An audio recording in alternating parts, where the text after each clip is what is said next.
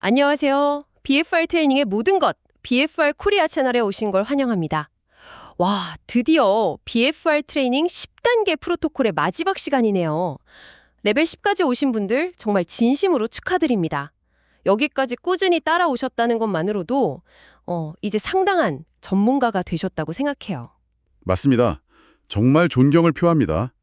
이게 기초 원리부터 각 단계별 프로토콜까지 결코 쉽지 않은 여정이었죠. 이제 이론적인 토대는 정말 단단하게 다지신 거니까요. 오늘은 그 위에 실제 건물을 한번 올려보는 시간을 가져보려고 합니다. 바로 그 점이 오늘 가장 기대되는 부분이에요. 이론을 넘어서 이제 실제 현장에서는 이 BFR 트레이닝이 어떻게 쓰이고 있는지 그 구체적인 사례를 중심으로 좀 깊이 파고들어 보려고 하는데요. 저희가 받은 자료들을 보니까 와, 정말 상상 이상으로 그 스펙트럼이 넓더라고요. 그렇죠. 지팡이를 짚는 어느신부터 올림픽 메달리스트까지 다 같은 원리를 사용한다는 게 사실 좀 신기할 정도였어요. BFR 트레이닝의 핵심 매력이 바로 거기에 있습니다. 원리는 사실 되게 간단해요. 혈류를 적절히 제한해서 저강도 운동으로 고강도 효과를 낸다. 딱 이 한 문장이거든요. 네, 그렇죠. 근데 이 단순한 원리가 누구한테 또 어떤 목적으로 어떻게 적용되느냐에 따라서 정말 카멜레온처럼 변신을 합니다. 오늘은 그 다재다능한 면모를 하나씩 제대로 한번 파헤쳐 보겠습니다. 좋습니다. 그럼 가장 먼저 우리 미래의 주역인 성장기 아이들 이야기부터 시작해 볼까요? 운동이 성장에 좋다는 건 뭐 당연한 이야기지만 BFR 트레이닝은 어떤 특별한 이점을 줄 수 있을까요? 자료에 보니까 성장 호르몬 분비량을 폭발적으로 증가시킨다고 나와 있던데 이게 사실 좀 과격하게 들리기도 하거든요. 혹시 너무 어린 나이에 인위적으로 호르몬을 자극하는 게 좀 부담이 될 수도 있지 않을까 싶어서요. 아주 좋은 질문이십니다. 핵심은요, BFR이 외부에서 호르몬을 주입하는 게 아니라는 점이에요. 우리 몸이 원래 가진 그 능력을 최대치로 끌어내는 일종의 스위치 역할을 하는 거죠. 아, 스위치 역할? 네. 그리고 여기서 더 중요한 건 단순히 성장 호르몬 수치를 높이는 데서 그치는 게 아니고요. 체내의 전체적인 대사 환경을 성장 친화적으로 바꾼다는 데 있습니다. 대사 환경을 바꾼다. 그게 구체적으로 어떤 의미인가요? BFR 밴드를 차고 운동을 하면 일시적으로 근육 안에 산소 농도가 떨어져요. 저산소 상태가 되는 거죠. 네. 그럼 우리 몸의 세포들이 이걸 일종의 위기 상황으로 인식을 하거든요. 그때 세포 표면에 글루트4라고 하는 포도당 수송체가 더 많이 나타나면서 혈액 속에 있는 영양분을 평소보다 훨씬 더 적극적으로 빨아들이기 시작해요. 우와. 즉, 세포의 인슐린 감수성이 높아지는 겁니다. 아, 그러니까 성장 호르몬 분비를 촉진해서 성장을 위한 신호를 보내는 동시에 그 성장에 필요한 재료, 그러니까 영양분이 세포 속으로 더 잘 흡수되도록 환경까지 만들어주는 거군요. 정확합니다. 신호랑 환경 두 가지를 동시에 공략하는 셈이네요. 바로 그거죠. 아무리 좋은 영양소를 먹어도 세포가 그걸 제대로 흡수하지 못하면 사실 무용지물이잖아요. BFR은 성장 호르몬이라는 강력한 엔진을 달아주는 동시에 연료 효율까지 극대화시켜주는 역할을 하는 겁니다. 키 성장의 잠재력을 정말 최대한으로 이끌어내는 아주 과학적인 접근법이라고 할 수 있죠. 그렇군요. 이해가 확 되네요. 자, 그럼 이제 다음 세대로 넘어가 보죠. 우리 사회의 허리이자 가장 바쁜 시간을 보내고 있는 중년 성인들입니다. 운동할 시간이 부족하다는 게 정말 가장 큰 고민인데 하루 10분 맨몸 운동으로 근력과 체력을 모두 잡을 수 있다는 건 거의 모든 직장인의 꿈 같은 이야기거든요. 그렇죠. 근데 이게 정말 장기적으로 봤을 때 헬스장에서 1시간씩 운동하는 거랑 비교할 만한 효과를 낼 수 있을까요? 현실적인 기대치는 어느 정도일까요? 물론 주 5일 1시간씩 체계적으로 근력 운동하는 거랑 모든 면에서 동일하다고 말할 수는 없겠죠. 하지만 시간 대비 효율성이라는 측면에서는 이건 비교가 불가능할 정도로 압도적입니다. 아, 그리고 근력 증진 효과 말고 우리가 꼭 주목해야 할 또 다른 핵심적인 이점이 있어요. 바로 혈관 건강입니다. 혈관 건강이요? 근육 운동이 혈관에까지 직접적인 운동 효과를 주는 건가요? 그렇습니다. BFR 상태에서 근육이 수축하고 이완할 때 혈관 내벽에 일종의 전다 능력이라는 물리적인 자극이 가해져요. 전다 능력. 좀 어렵네요. 네, 말이 좀 어려운데 쉽게 말해 혈관을 마사지해주는 효과라고 보시면 돼요. 이 자극이 혈관 내피세포를 활성화시켜서 산화질소 분비를 촉진하거든요. 이 산화질소가 우리 몸에서 혈관을 확장하고 부드럽게 만드는 뭐랄까 천연 이완제 역할을 하는 거죠. 와, 정말 흥미롭네요. 그럼 BFR 트레이닝을 꾸준히 한다는 건 근육뿐만 아니라 우리 몸의 모든 혈관을 더 젊고 탄력 있게 만드는 운동을 동시에 하는 셈이군요. 바로 그겁니다. 근육이 줄어드는 것만큼이나 무서운 게 혈관이 늘고 뻣뻣해지는 거니까요. 고혈압이나 동맥경화 같은 여러 성인병을 예방하는 근본적인 해결책이 될 수 있는 거죠. 하루 10분 투자로 근력, 체력, 그리고 눈에 보이지 않는 혈관 건강까지 챙긴다. 이게 바로 중년층의 BFR이 제공하는 가장 스마트한 가치라고 생각합니다. 정말 그렇네요. 그리고 어떻게 보면 근력 운동이 가장 절실하지만 부상 위험이나 무게에 대한 부담 때문에 가장 실천하기 어려운 분들이 바로 노년층이잖아요. 맞습니다. 이분들에게 차고 걷는 정도의 가벼운 운동만으로 근육을 키울 수 있다는 건 그야말로 희소식일 텐데요. 네. 노년층의 근감소증 예방, 관리에 있어서 BFR은 거의 대체 불가능한 도구라고 할 수 있습니다. 관절에 거의 아무런 부담을 주지 않으면서 근육에는 성장에 필요한 충분한 대사 스트레스를 줄 수 있으니까요. 100세까지 내 두 다리로 건강하게 걷는다. 이 목표를 현실로 만들어줄 가장 안전하고 효과적인 방법이죠. 그런데 자료를 보니까 노년층의 경우 반드시 전문가의 도움을 받아야 한다고 굉장히 강조하고 있더라고요.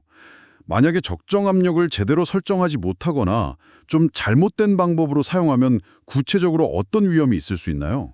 굉장히 중요한 지점입니다. 특히 혈압이나 혈관 관련해서 기저질환이 있는 분들의 경우 과도한 압력은 오히려 위험할 수 있어요.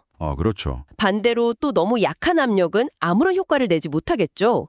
전문가는 개인의 건강 상태, 혈압, 팔다리 둘레 이런 것들을 종합적으로 고려해서 가장 안전하고 효과적인 개인 맞춤 압력을 찾아주거든요. 개인 맞춤 압력이요? 네. 그래서 시작 단계에서는 이 과정을 꼭 거치는 게 부작용을 막고 효과를 극대화하는 핵심입니다. 그렇군요. 무작정 시작하는 건 절대 금물이겠네요. 그러면 자료에 나온 제안처럼 자녀분 중 한 명이 먼저 전문가에게 제대로 사용법을 배운 뒤에 부모님의 운동을 도와드리는 것도 아주 현실적인 방법이겠습니다. 때만 있으면 온 가족의 헬스케어 매니저가 될 수 있는 셈이니까요. 그리고 이렇게 안전하고 점진적으로 근력을 키워나가는 원리는 비단 노년층뿐만 아니라 다른 특수한 상황에도 똑같이 적용됩니다. 혹시 재활 분야를 말씀하시는 건가요? 맞습니다. 노년층의 근감소증 관리에 적용되는 원리랑 재활의 원리는 사실상 같아요. 최소한의 물리적 부담으로 최대한의 생리학적 효과를 얻는다. 바로 이 점 때문에 BFR은 재활의학계에서 정말 혁신적인 도구로 주목받고 있습니다. 특히 그 전신 교차전이 효과라는 개념이 정말 흥미로웠어요. 예를 들어 오른쪽 다리를 다쳤는데 건강한 왼쪽 다리를 운동시켜서 다친 오른쪽 다리의 회복을 돕는다는 거잖아요. 네, 맞습니다. 이건 거의 마술처럼 들리는데요. 어떤 원리로 가능한 건가요? 이게 우리 몸의 신경계가 얼마나 신비롭게 연결되어 있는지를 보여주는 대표적인 사례입니다. 왼쪽 다리에 BFR을 적용하고 운동을 하면 뇌의 운동 피질이 굉장히 강력한 자극을 받아요. 네. 이때 뇌가 이 신호를 처리하면서 운동하지 않은 반대쪽, 그러니까 부상당한 오른쪽 다리의 근육을 제어하는 신경회로까지 같이 활성화시키는 거예요. 동시에 혈액을 타고 전신으로 퍼져나가는 성장 인자나 호르몬들이 부상 부위로 전달이 되고요. 와, 뇌를 일종의 해킹하는 거군요. 뇌가 양쪽을 명확하게 구분하지 못하게 만들어서 회복에 필요한 자원들을 부상당한 쪽으로도 보내게끔 유도하는 거네요. 아주 정확한 비유입니다. 깁스를 해서 꼼짝할 수 없는 상황에서도 근 손실을 최소화하고 회복 속도를 몇 배나 앞당길 수 있는 이유죠. 자료에 언급된 미국의 점프스키 국가대표 선수 사례도 있잖아요.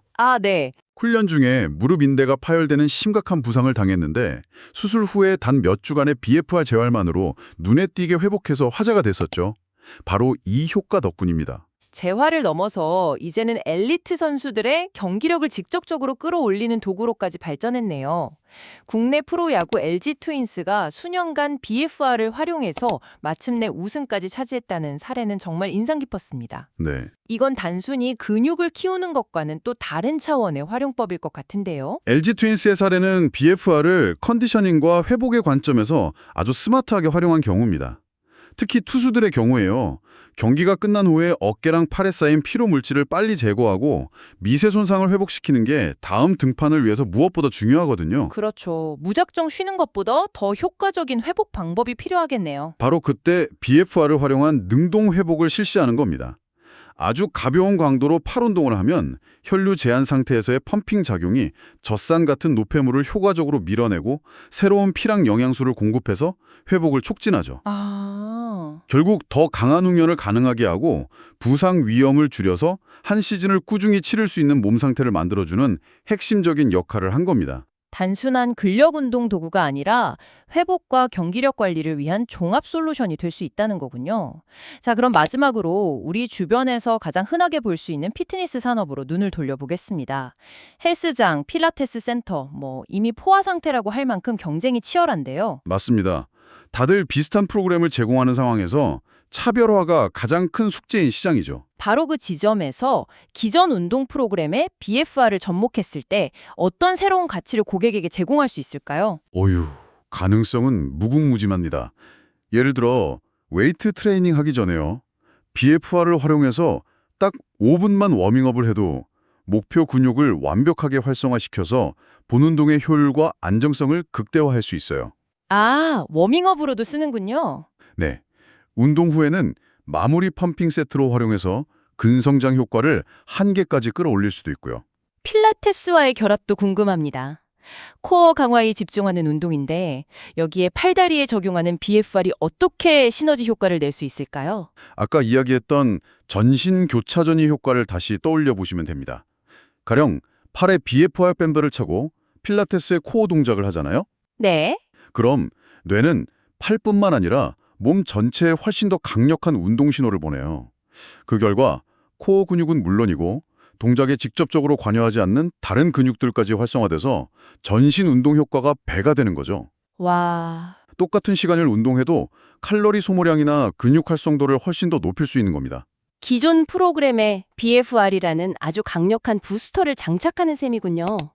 고객 입장에서는 더 짧은 시간에 더 큰 효과를 볼 수 있으니 만족도가 높아질 수밖에 없겠네요. 그렇습니다. 그리고 더 나아가서 앞으로 폭발적으로 성장할 시니어 웰니스 시장을 생각해 봐야 합니다. 안전하고 효과적으로 노년층의 건강을 관리해 줄 수 있는 최고의 도구로서 BFR은 이 시장에서 아직 누구도 선점하지 않은 거대한 블루오션이 될 수 있습니다. 성장기 아이들부터 중장년층, 노년층, 재활 환자와 엘리트 선수, 그리고 피트니스 산업의 미래까지. 와, 정말 오늘 BFR의 무한한 가능성을 확인한 시간이었습니다. 네, 오늘 살펴본 것처럼 BF 트레이닝은 아주 단순한 원리에서 출발하지만 그 유연성 덕분에 정말 다양한 분야에 접목될 수 있는 스마트한 운동법입니다. 핵심은 결국 어떻게 적용하는가에 달려있죠. 단연간 축적된 과학적 데이터를 바탕으로 각자의 목표와 상황에 맞게 이 도구를 얼마나 현명하게 활용하는지가 중요합니다. 네. 오늘 레벨 10을 마지막으로 BFR 트레이닝 10단계 프로토콜 시리즈는 마무리가 됩니다. 앞으로는 오늘 다룬 내용들처럼 더욱 세부적인 주제, 예를 들면 특정 질환의 재활이나 종목별 경기력 향상 프로그램 같은 이런 깊이 있는 내용으로 여러분을 찾아뵐 예정이니까요. 많은 기대 부탁드립니다. 자, 오늘 다양한 사례를 통해 BFR의 무한한 가능성을 확인하셨는데요. 이 내용을 듣고 계신 여러분께서는 이 최소 노력, 최대 효과의 원리를 자신의 삶 혹은 주변 사람들의 삶에 어떻게 적용해보고 싶으신가요? 어쩌면 여러분이 오랫동안 넘지 못했던 신체적 한계를 극복할 열쇠가 바로 여기에 있을지도 모릅니다. 그 첫걸음을 한번 생각해 보시는 것도 좋겠습니다. 이상 BFR 트레이닝의 모든 것, BFR 코리아였습니다. 감사합니다.